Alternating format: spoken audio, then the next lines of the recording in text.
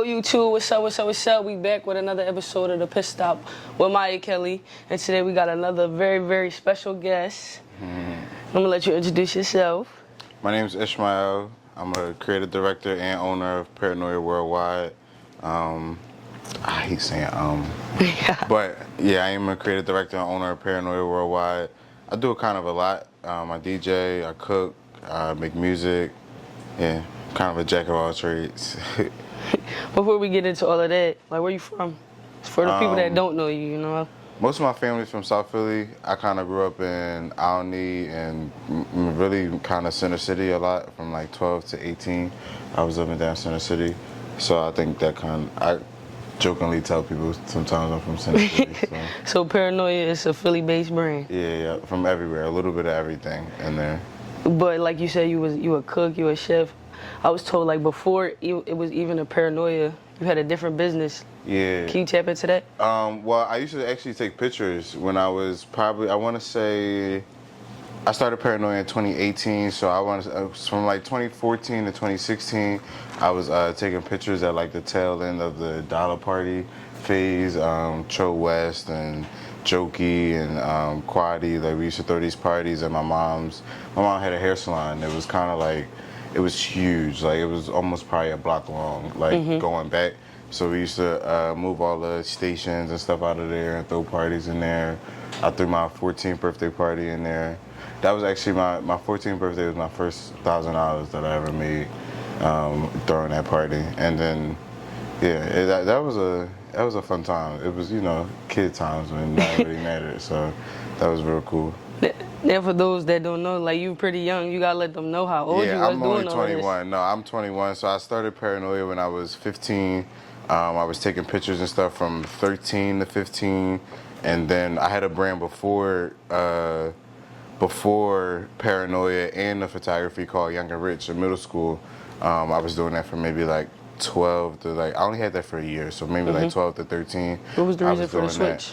Young and Rich, it was kind of one of those things that I seen as like, it had a ceiling on it. Like, when I heard it, I couldn't hear it like at Fashion Week or whatever like that. And that's kind of always where I've been to. Like, that kind of gave me more local startup t-shirt brand a little bit. And then, so I stopped that and I tried to, it actually took me a while because I didn't start the new brand until 2018. So it took me a while to really find something that, like, I felt that was universal, that, like, from whether I was 10 years old, whether I was 60 years old, I was always gonna like this name, you get what I'm saying? So that's kind of where Paranoia came from in that aspect, like trying to find something that everybody could say, everybody would be able to relate to or take something from, and yeah. So what's Paranoia? What's the meaning behind the name? Paranoia, well, of course it's spelled the wrong way. I'm actually still kind of tweaking like my response to when people ask me what it is. One that I like a lot that a friend of mine, Cove, helped me figure out is Paranoia with an I is the paranoia that you know, is being aware of your surroundings and is being on 10 and like kind of not trusting everything that's around you. And Paranoia with a Y, which is my brand, is the art of mastering living in the moment, being in the moment, knowing what's going on around you, but also not letting it affect what you're doing, and like in a bad way or in a good way. It's just you are there, you're in this moment, and whatever is going on in this moment, that's what's happening. So that's kind of where I'm like really circling to living in a moment, because I'm kind of like that myself, like to where I'm a very in the moment person. Like, I try not to think too much about the past or the future. Like, whatever is going on now, that's where I kind of want to focus on. And that's really important, especially in the fashion world. Yeah, no, for sure. I think for me, it's like, as far as when it comes to fashion and all that's, like, fashion is something that I always loved, but it was also something that I always seen, like, no matter what status or whatever that you were, you always have a sense of style or a sense of something, whether you have $0 or $1 million. Like, so that's kind of something that I try to keep in my stuff, is just the availability and not really trying to box anybody out. Like, so Paranoia is the whole name is Paranoia Worldwide, and the worldwide in it is the involving everybody, keeping everybody in the loop, and everybody being able to have this sense of style, whether you're 60, 20, or 12, you know, so, yeah. So you started it yourself, but you now have a team, right? Yeah, yeah. That's a very interesting thing. Like the team thing for me is really, really new. Like I said, I started when I was 15, and I've been running it kind of like, I've always had help and stuff here and there, but like there's been times where I was doing the photo shoots, modeling in the photo shoots, making the designs, sending the designs out, talking to manufacturers. Like there's a time that I was doing every single thing that it was to be done. So it was like finding a team now. Shout out to Maji and Dage and Paris and everybody else that's helping me out. Cully, everybody. Like it's a really, really interesting thing, like, because first, everybody doesn't always understand where you're trying to, like, first they don't always understand, and they don't always treat it as, like, if it's theirs. So, like, that's kind of something that was really important to me, finding people that would be able to, like, Paranoia is just as much theirs as it is mine. You get what I'm saying? So it's like, I want to really be able to have people come a part of this and build it all like together, you know what I'm saying, rather than just like it's just me telling a bunch of people what to do or whatever like that. Like I'm a very big fan of collaboration and taking other people's ideas and like making it come to life. Yeah, exactly. So with the team, are these all people that you already knew, or are these people you interviewed and you brought them on? Half and half, a little bit. Maji is somebody I knew. Maji is my creative director. Maji is somebody that I've known since high school. Somebody we just used to hang out in the same crew, whatever. Like, I mean, not the same crew, but we had mutual friends or whatever like that. And then after school, she was already doing her creative directing thing, but after school we started working together a little more closely. And then it was kind of one of those things more so like it was already known without having to be said, so it only just had to be said. So that's kind of the thing that happened with me and her, is where we was already working together, and it's just like, let's just really make this a thing and build this entire thing out together. Cully I just met, which Cully is a part of our wardrobe team, and he also has a brand, Cully Andrews. I just met through one of my cousins that is Ponzo, that's also heavily into fashion. He's extraordinary. I think Cully is like amazing. Yeah. Shout out Cully. Yeah, nah, for real. Shout out Cully, seriously. So some of them I know, some of them I've known through other people. So that's also kind of how I like to work. Like, as long as there's some kind of foundation with the person, I feel like that's where we can kind of communicate a little better. Like, I think random people like me and you, for sake, we didn't know each other from the start, but certain people you just know, or even through mutuals and stuff, you just know, and you kind of can assume the foundation of what this person is about or whatever like that. So that's kind of really important to me, like really having people that are from a certain like cloth, you get what I'm saying? So that's going to understand a certain language and all that type of stuff. So speaking of us and me and you, we recently had the fashion show, which I appreciate you letting me walk in my first fashion show. You was really, really clutch. I'm not even gonna lie. I think I called you that Monday. Was it Monday or Sunday? The show was Tuesday.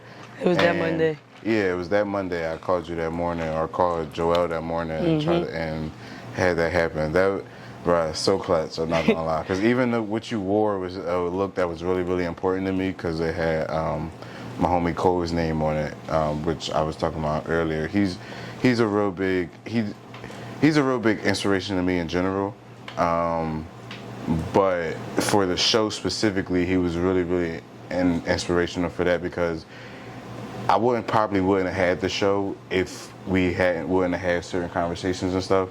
Me and him was actually staying together for like 3 or 4 weeks while my apartment was getting ready, so we had just a lot of time to like really, really lock in and talk and stuff like that. So that's kind of how the fashion show even came about, just through me and Cole's conversations and stuff. So you wearing that outfit was it was amazing, and it just, even with the Cully Andrews shorts, like everything just kind of hit. So it was fire. It was an experience for me. I enjoyed every bit of it.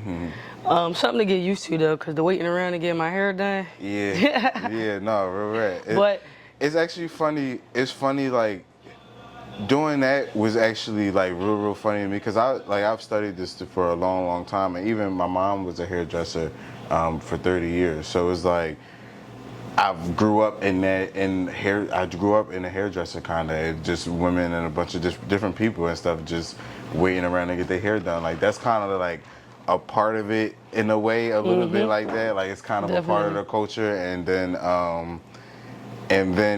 even when you add the fashion show aspect to it, it's that 10 times is like more hectic and stuff going on because there's so much going on at one time. It was a lot. Makeup, hair, pictures, clothes. Right. It was a lot going on. Like a lot of that day I was just kind of just coasting through it, just trying to see, like, just trying to get through the day.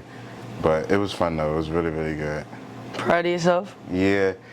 It's weird, like being a person that planned it and stuff. Because for me, it's like I did it. Like I knew it. You know what I'm saying? Like I set out for a certain thing, so I kind of expected a certain thing to come back. But what I will say is like the response is what kind of threw me off guard a little bit. Like people's response to it and them loving it as much as like I do, or whatever like that. Or even I had homies like text me. One of my homies is a producer, and he texts me these 2 beats that are like totally different than what he usually makes, and that was because of the show. He came to the show, he heard some of the music, and it inspired him to do something else. So it was like that's kind of where it means the most to me, to where it can inspire somebody else to want to go create or go do something that's out of their norm or whatever like that. So it was fire. I loved it. No, I loved it. It was dope. Yeah. Met a lot of people. You know a lot of people. Nah, yeah, it's real respected in these streets. Yeah. Yeah, no, that's like, it's funny even with that. Like it just comes from a bunch of different things, because my family and my dad and all that stuff is like real heavily known, but also I think a lot of where people know me is from taking those pictures and doing those clothes and all that stuff. So it was like a total separate lane that I created for myself, where people know me for, and then you get to know me and you find out all the other stuff that's there too. So it's just like, it'd be a lot for when other people are finding it out, but for me, it's just like... Yeah, because I went to the fashion show after you a DJ. Yeah, no, right. Yeah, exactly. So it's like, people be kind of... You never know kind of what they expect with me, which I kind of like. I like the fact that I can keep people on their toes like that. So we was getting to the fashion show. So how did that come about? Well, first off, from the conversations with Cove, like I was saying earlier, and then I would say like actually coming about... Like the place and stuff, my mom found. She was trying to have like a birthday party or something there, and so I wound up calling the place, scheduling the thing. It was kind of real simple, if I'm being honest. Like I scheduled the place. I had the place probably booked, I want to say in April. I had it booked in April. I talked with Maji. I talked with a couple other people that I needed like on the foundation tip, and then Nexus let us use the studio for Nexus Envoy let us use the studio for our rehearsals. We had a group of people that we already wanted to be in the show, like some of them that was kind of like far-fetched and some of them that was kind of accessible. So some of those people we hit up, some people came through, some people didn't. Then we did the casting call on Instagram and stuff like that. To join the team on Instagram. To join the team was actually like really surprising to me, because it was like back to like me not really being used to working with other people. Like 50 people probably signed up for that, if like including media and all that type of stuff. So it was like, that was real surprising and dope to see that like so many people were willing to take their time out to come work for me or whatever like that. I want to say the team for the show was probably around like 20-ish, I want to say, maybe more or less. Some people didn't make it. Some people didn't make it. Some people did. But it was. I think everything worked out as it was supposed to. That's what I'll say about the entire thing. Like, even with a couple little mishaps or whatever that we had happen, like it was supposed to happen. Everything fell into place how it was supposed to. So came together real smooth. So you did all of this in less than a year, like? No, yeah, definitely. The whole production. All of this was in less than 2 months. Like our first rehearsal, I want to say, was May 29th. Or no, I'm lying. Hold on. Our first rehearsal was June 10th, June 9th, May 29th, and then the first one might have been the 22nd or something like that. So rehearsals were 2 weeks, and everything before that was about probably like, a month and a half, 2 months of like actual thinking and game planning or whatever like that. And it came like that. So you speak of having a team and, about 20. How hands-on were you, or are you, period, with the brand itself? Well, with the brand, I'm hands-on with everything. There's been times even I've worked with Moo, whatever like that, and I've taken the camera and tried to get my own angle or whatever like that I really wanted to capture. Or is like everything for me, I want to be hands-on at. Within the music that we have for the show, the clothes, the sound, the lighting, the chairs, like at some point I want to have some kind of influence on it. And then now having a team, I was allowed to take a step back from certain things and just allow the influence to come about the right way. But I'm hands-on with everything. Like, I have to touch everything. It's just, it has to be done. Yeah. Yeah, I experienced that at the fashion show. Yeah, no. You probably would have did my hair if you could have. I would have did everybody's hair if I could have. I swear. Like, what? That's actually one of the things that I like. Of course, as a dude, you don't do it, but I grew up in a hair salon so much that like now I see so many people getting braids and all like just different type of stuff. I'm like, damn, I probably could have did this, like, or been a barber or some shit like that. Like, so what explain the coming of age aspect of it? Coming of age is kind of a triple entendre. One meaning for it is I just turned 21 in November. My second meaning for it is Paranoya just turned 6 on May 30th. And the third one is the growth of just me as a designer and putting my personal taste and different stuff back into the clothes. Like, even this was a shirt that we showed, and the shirt is inspired by NWO, the wrestling group, and I'm a huge wrestling fan. Anybody you talk to, they'll tell you that I'm a huge wrestling fan. So this shirt I probably had this shirt drawn up for maybe like a year or two. So even being able to show this was real fire. I got a lot of good feedback on that. So it was really cool. Who's your favorite wrestler? Randy Orton, probably. Like, all around totality of what you think of a wrestler is supposed to be is Randy Orton. He has everything. What's everything?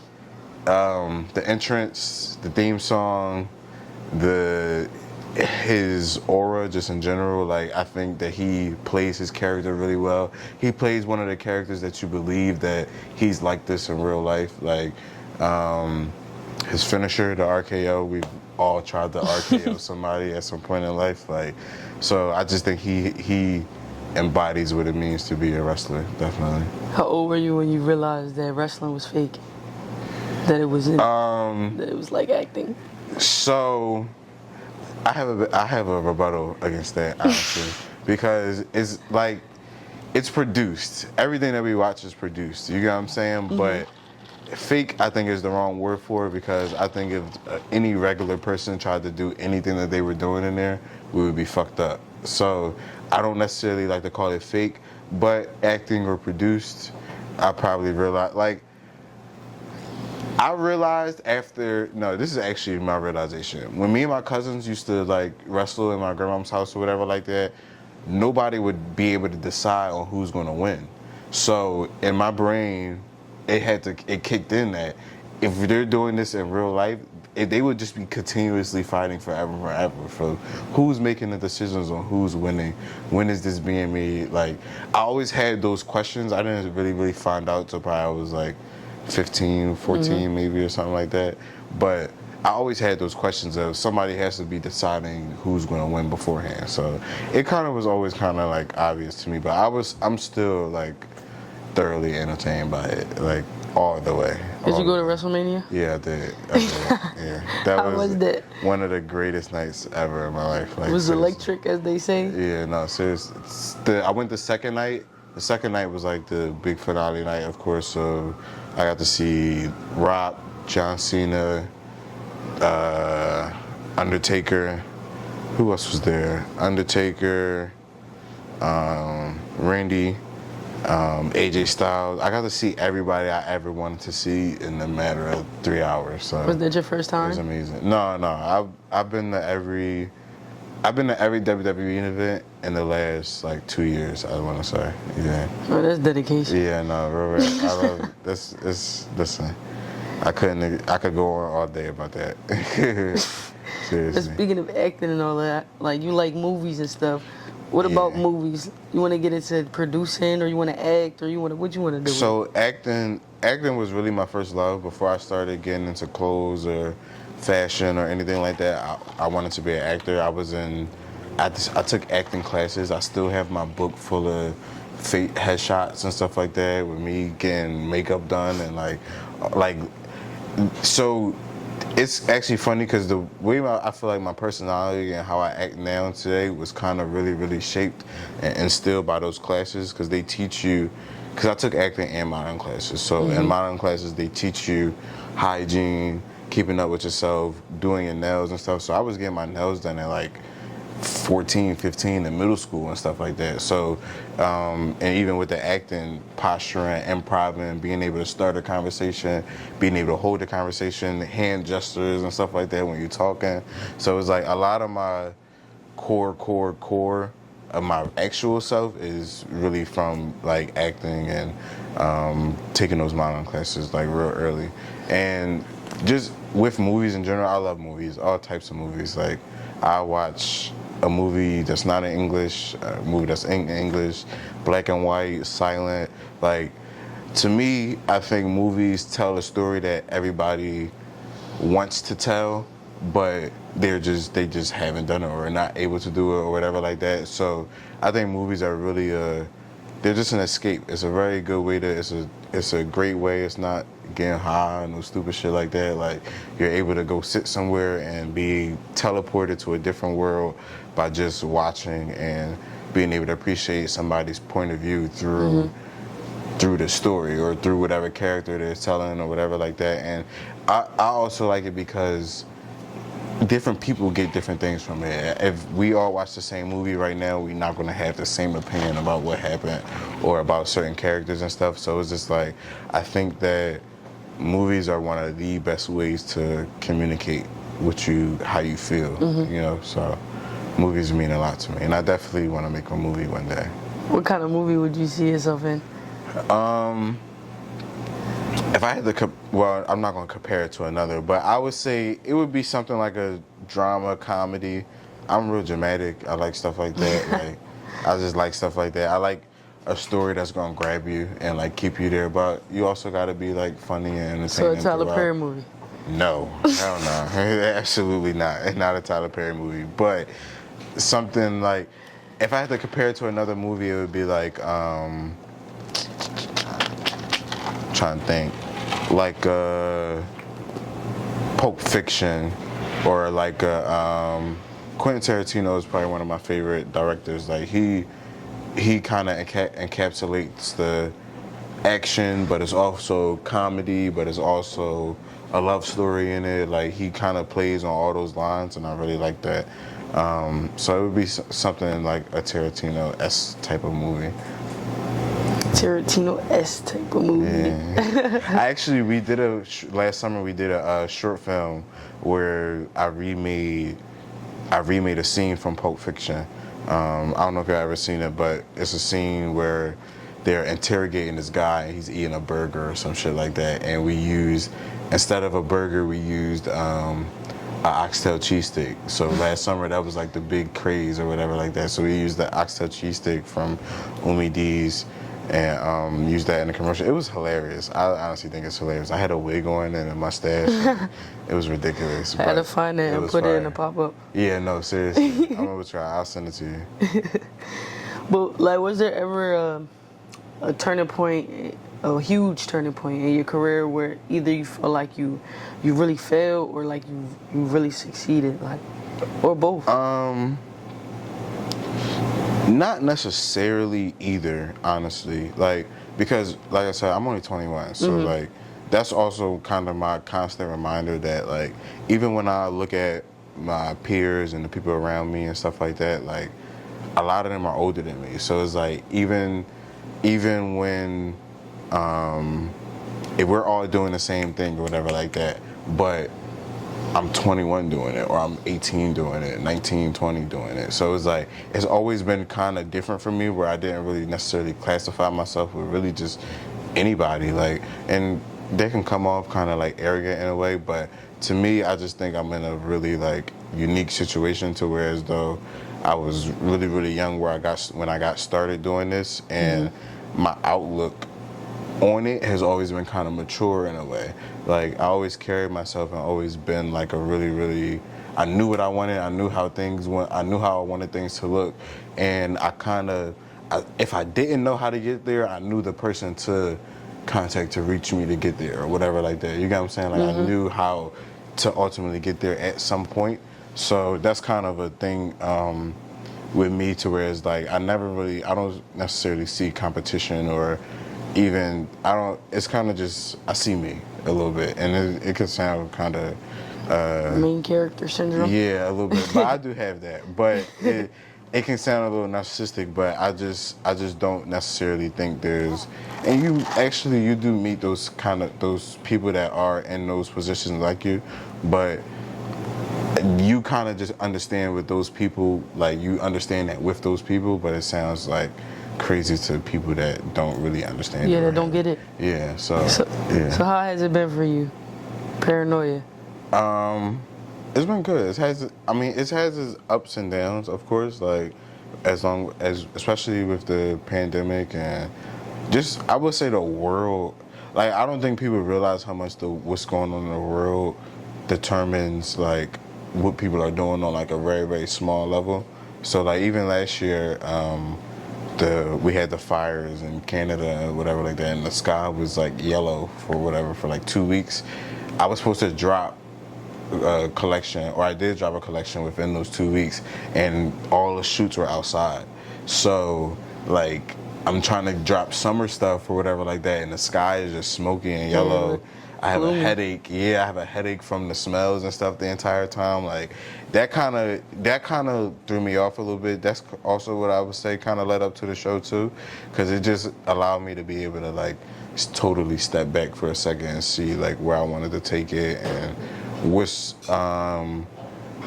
hitting. Not what's hitting, but what's like going on that I do like with it, and what I do want to.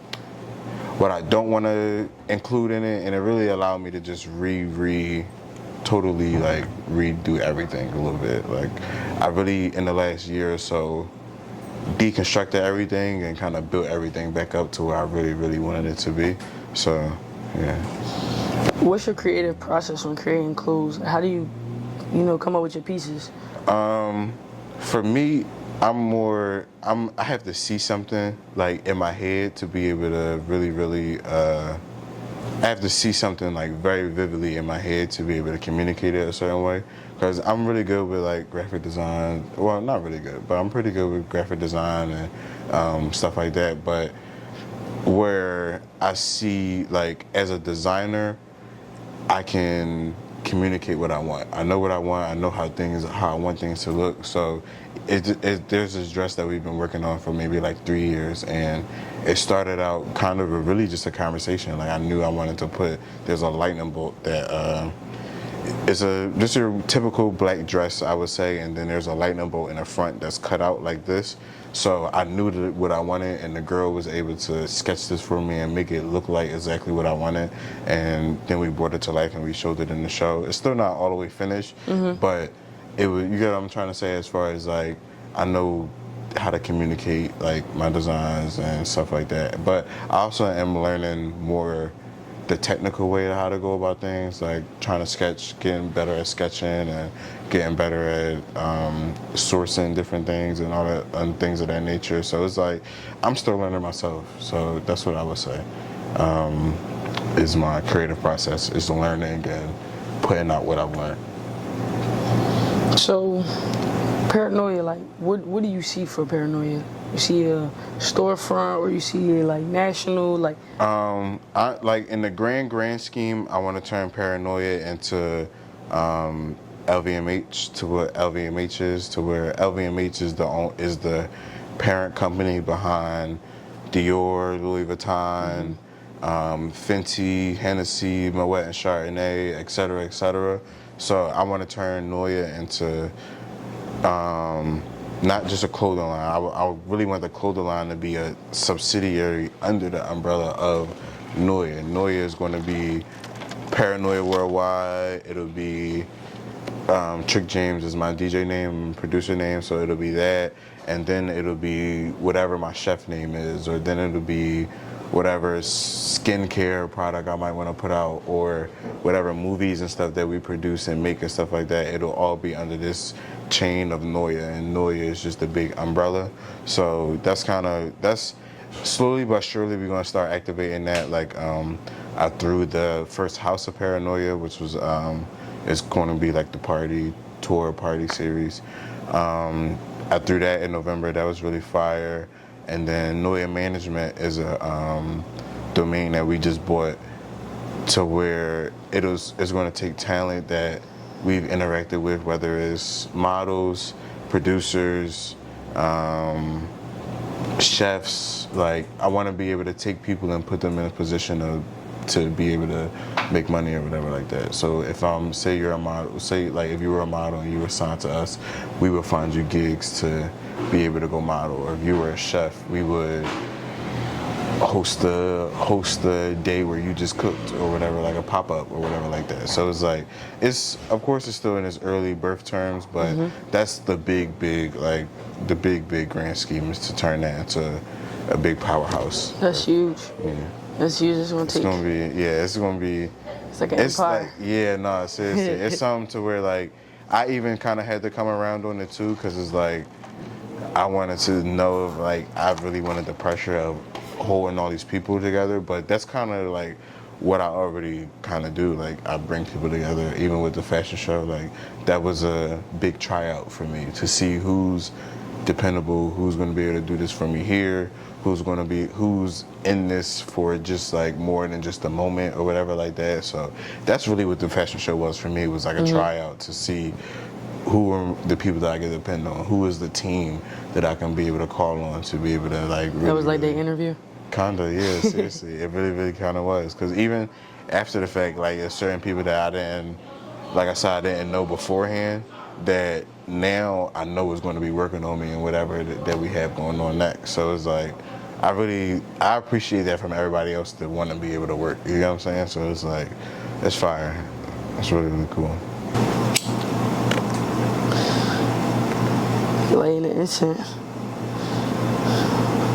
Did that 3 times. You gotta keep the vibes right. I got this from my homie Serato, who also helped me put together all the music and stuff for the show. He keeps the incense on him, and it can really, really, I mean, I don't know, maybe to me, and I know to him, like, it just puts a certain energy or whatever in the air. So you sage? No, that's that's too deep for me. But an incense smells, you gotta keep it smelling good, keep the vibes right. Yeah, no, I had to ask because you lit that joint like 4 or 5 times. Yeah, no, you gotta definitely. How many incense you got? I actually bought them by the 6-pack. They come in like 6 boxes for like $7 or some shit like that on Amazon. So. Okay. Shout out to Amazon. Y'all should, really, hit me up. Shout out to Amazon. My glasses are Amazon. My incense is from Amazon. Amazon be looking out. I ain't gonna lie. Amazon did the thing for my birthday the other day. Shout out y'all. But no, on the serious note, like, what inspires you? Inspired Paranoia, like, just your inspiration, period. I would say life and everything that happens just in my life around me. Like I said earlier, I put a lot of my personality, or I'm starting now again to put a lot of my personality back into the clothes and stuff like that. So all that stuff is just from the things that I have experienced or have interest in or whatever like that. Like I compare kind of everything to making a meal. It's just putting different things together and seeing how you like it, knowing what to take out, knowing what to you need more salt or pepper or whatever like that, but you might not want as much as garlic or whatever like that. You get what I'm saying? So I keep a lot of that. I keep a lot of that in mind when I'm like doing anything. So I would say a lot of my inspiration just comes from just what happens around me. Yeah. Is there any one in particular? You have any? Like music, movies. I love flowers. My favorite flower is peony. I'm trying to think what else I really like. I don't know. Like it's so much. Food, flowers, movies, music, conversation, relationships, like girls. You know, I get a lot of my inspiration from girls.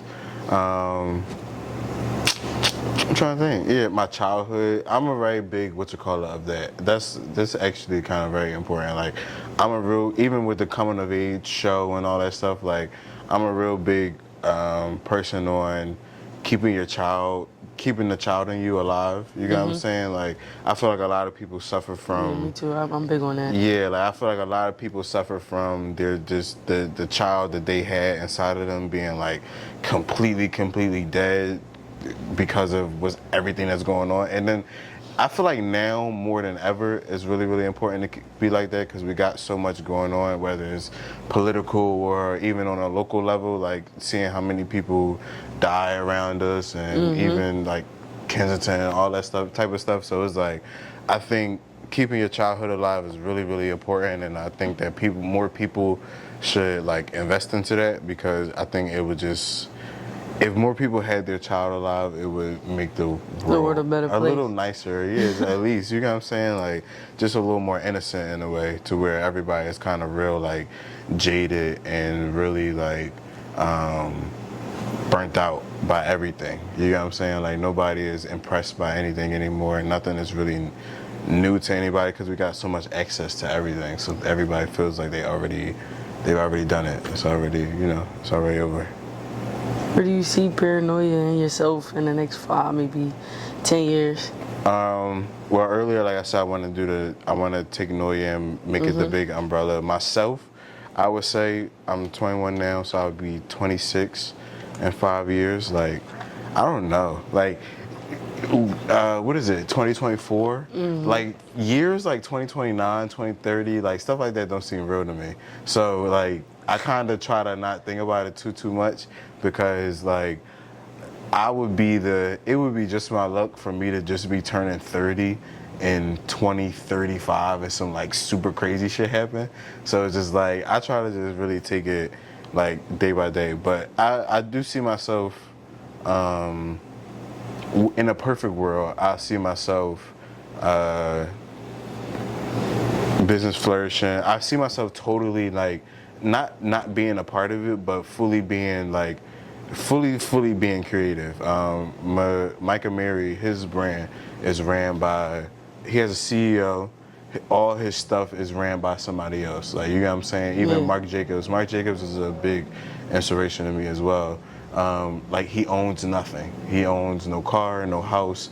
He has nothing in his name, but it's Marc Jacobs. You know what I'm saying? You know he has money. You know he has access. You know he's able to go through things. So it's like, that's kind of where, at least maybe not my life forever, but I want to have a stint in my life to where I'm just able to do and produce. And so you got this community day coming up? Yep, community day, July 7th with Status, in collaboration with Status. We're going to have a lot of people out there, 30 vendors, game truck, face painter. I'm going to be cooking, and I'm going to be DJing, and I'm going to be selling clothes. So it's going to be a real fun time. I'm really excited. This was actually supposed to happen during the week of the fashion show, but, things happened. We had to push it back. But July 7th, status, Paranoia, FDR Park. It's going to be fire. It's going to be a great time. What's your specialty in cooking, Mr. Chef? I'll make anything. Like, I ain't gonna lie. I'm really open when it comes to stuff like that, because I just like to try new things and try a bunch of, see what works. So it could really be anything. But I would say my favorite thing probably to make is pasta. But I just like pasta so much. But What kind of pasta? Rigatoni, spicy rigatoni, shrimp, spinach, garlic bread, ginger ale. Amazing. Ginger ale, I'm chasing my shot. Yeah. Love, but you got any advice you want to give to, people in the fashion industry, people coming up, people in general? Advice, I don't really like to give advice because I don't think I'm in a position to give advice to anybody. You don't? No, I absolutely do not. But I will say, trust your gut. That's what I would say, because that's what I do. I trust my gut. Like, no matter, like, if I have a stance and there's 5,000 people with a different stance than me, I'm going to stand on my stance. So I would say trust your gut, but also be able to, like, be aware enough to, aware enough to admit, like, when your gut was wrong. And secondly, be aware enough to know, like, you have to be able to back up whatever you're standing on. You get what I'm saying? So I would say, like, just be able to back up whatever you're standing on and stand on it when it is time to stand on it. Can you remember a time where you knew your gut was wrong? Knew my gut was wrong? I would say,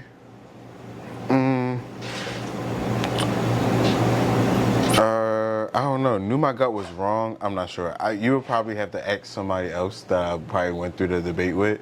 But not to say I'm not ever wrong, because I do think I am wrong sometimes. I just can't think of a specific reason. I mean, a specific time where I was wrong. But I'm wrong a lot. Yeah. So. That's what comes with it, though. Yeah, no, you for learn, sure. You learn. Definitely. And you're still learning, like you said. Yeah, exactly. And that's what I also say. Just be able to always learn. Like, never stop learning. Yeah, never ever stop learning. I think that's a real a thing that I think is coming back. Actually, I think that learning and being a nerd and being into a whole bunch of different things is, like, really, really making a return. So I would say be your biggest nerd and be, like, whatever you're into, get into it as much as you can, know as much as you can about it, and run laps around anybody else that's in the field that what you want to do. Do you think social media got something to do with that? What you just said, like being a nerd, coming back? Yeah, because now with, like, TikTok and all that stuff, you can, like, literally look up how to do anything. So I think, but I would say it even before that, like, just kids in general. Like, I went to this event in New York. It was like a tech convention type of thing, but that Nike threw, actually. And it was really, really fire to just see all these kids into, like, tech and robotics, whether it was music or whatever. Like, they were just into it, and they were hands-on with it. They wanted to know more about it, and it just, like, it showed me where, like, I think kind of my generation, like, we was into that type of stuff, but it was also like it was that time to be cool, you know what I'm saying, or too cool or whatever like that. Like, that too cool shit gets you absolutely nowhere, like, absolutely nowhere. So I would say, be a nerd, be into whatever you feel like you want to be in, love whatever you love, and, stand on it. Stand on it. Yeah. Well, we appreciate you for coming out. I appreciate you having me. I had a real good time doing this. I don't usually get to talk and stuff like that, so this was well, fun. You need to talk more. No, I am. You got a I story definitely am. No, I it's worth definitely listening am. to. I appreciate that. I appreciate you coming on the show, having me walk. Of all course, of that. definitely. We'll do it again too, for sure. Shout out Nexus Discipline for allowing us to use the studio stage. Definitely shout out Nexus. Nexus is the best studio in Philadelphia. You heard it here first. And if you didn't know, you did. Shout out by Joel B, the hottest behind the can, and Mike too. He helped out.